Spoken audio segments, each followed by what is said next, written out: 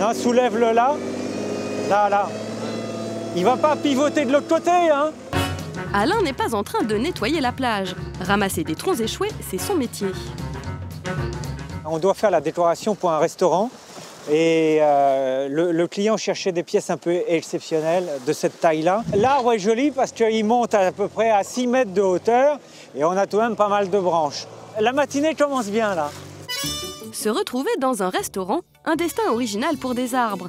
La plupart sont issus de la déforestation ou ont été déracinés par les tempêtes avant d'échouer sur le littoral. Un long voyage qui leur donne des propriétés étonnantes. Une fois qu'il est écorcé, poli par les cailloux, les rochers dans les rivières et dans les fleuves, une fois qu'il arrive ici, par le soleil et par le sel, il est traité naturellement. L'intérêt, c'est qu'une fois qu'il est vidé de son essence, il ne pourrit pas.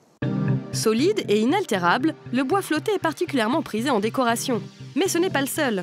Eucalyptus, camélias, cerisiers envahissent nos intérieurs. Grâce à leurs branches ou même leurs troncs, la nature entre chez nous en toute saison. Top! Une tendance qu'Alain connaît bien. Il est le premier producteur de bois flotté en France. On est en plein dans la tendance écologique et naturelle. Auparavant, le mobilier en bois flotté était constitué de petites lampes à poser. Ça s'arrêtait là. À l'heure actuelle, on tend, je veux dire, vers tout de même des pièces beaucoup plus importantes, beaucoup plus grosses.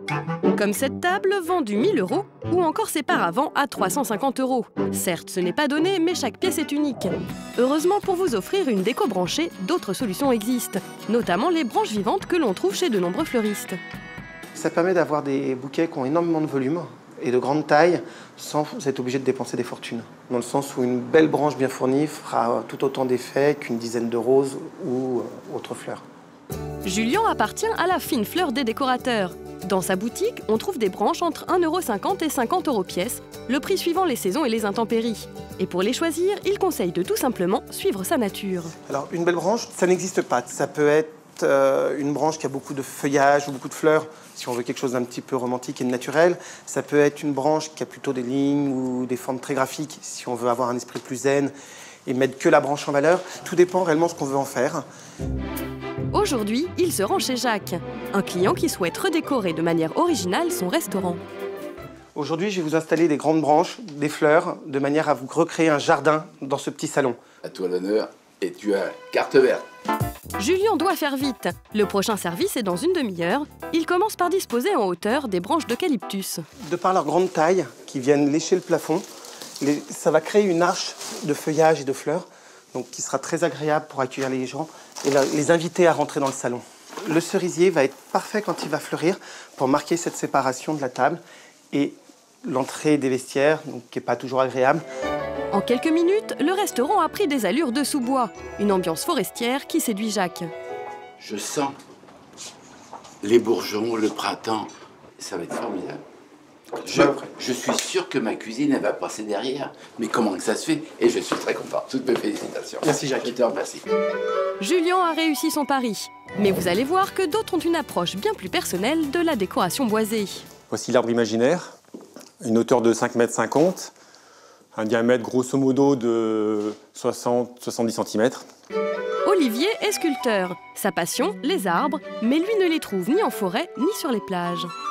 Il est fait en plâtre, essentiellement avec une armature métallique dedans.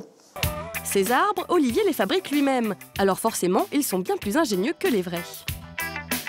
Tu as une petite prise là, puis tu as des petites prises derrière là. J'ai voulu presque un côté ludique où les enfants puissent un peu le toucher, puissent aussi un peu monter dessus. Ici, dans l'arbre, j'ai voulu mettre une cheminée. L'air peut passer par en dessous pour qu'il y ait un appel d'air, et la fumée s'en va carrément dans le tronc.